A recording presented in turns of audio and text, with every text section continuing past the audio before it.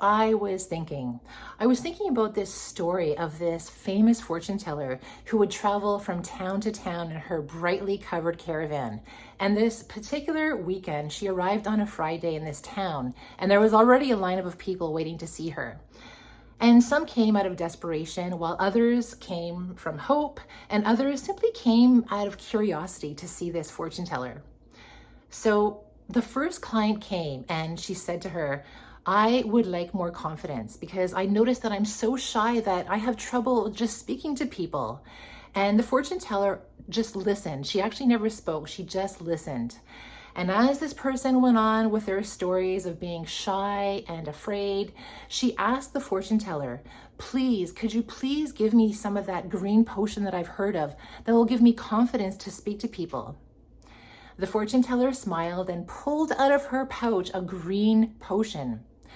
So the customer paid and walked away knowing full well that she was going to get her wish. Next came a woman with eyes full of fire and rage, and she asked the fortune teller, "Please, can you give me some of that potion, the red potion that I've heard about, because my neighbor has been so nasty to me and I want to get revenge on her.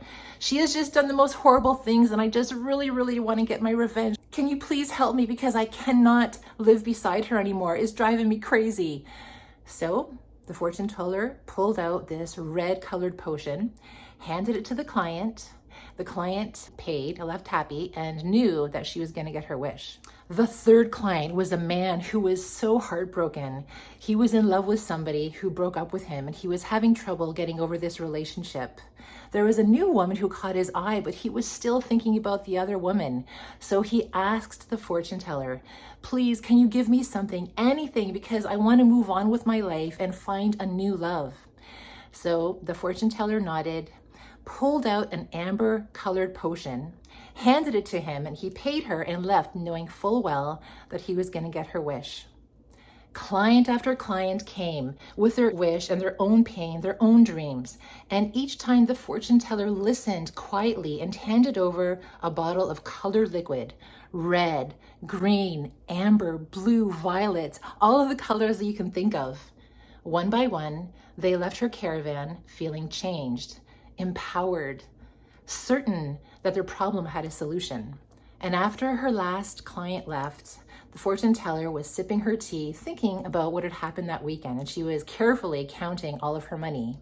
Her shoulders were relaxed, and she smiled to herself, and she thought, if they only knew that all I gave them was water that was colored with vegetables from my garden.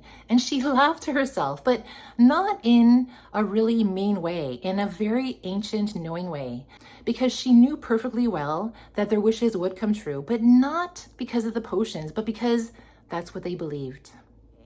There's a real lesson to this story, isn't there, when it finally lands? That fortune teller didn't give people what they asked for. They were given something to believe in.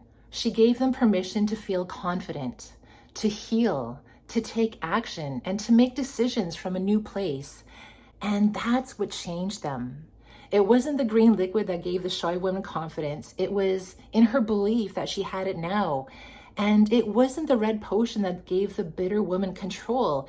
It was her belief that she was no longer helpless and a victim. And it wasn't that amber tincture that mended the broken heart. It was the man's belief that a fresh start really was possible. My name is Renya, and I'm the director here at Loving Hypnosis in Cambridge. No, I don't hand out potions, but I do help people through the use of hypnosis to make positive changes in their lives. Maybe you're somebody who wants to lose weight or quit smoking or drop a habit or gain more confidence or to get over a fear. Our magic is in our beliefs, because the actions we take always follow what we believe, and those actions are what create real change in life. If this story resonated with you, feel free to book a free screening session. It lasts about 40 minutes and all of your questions will be answered. I'll do some tests to see just how well you respond to hypnosis, and then from there you can decide if you'd like to book sessions. I'm located in Cambridge, Ontario. Visit my website online at lovinghypnosis.com or give me a call at 519-860-6911. Sessions can be done either in person or online. So give us a call call or visit the website and book your free screening session and find out if hypnosis is right for you.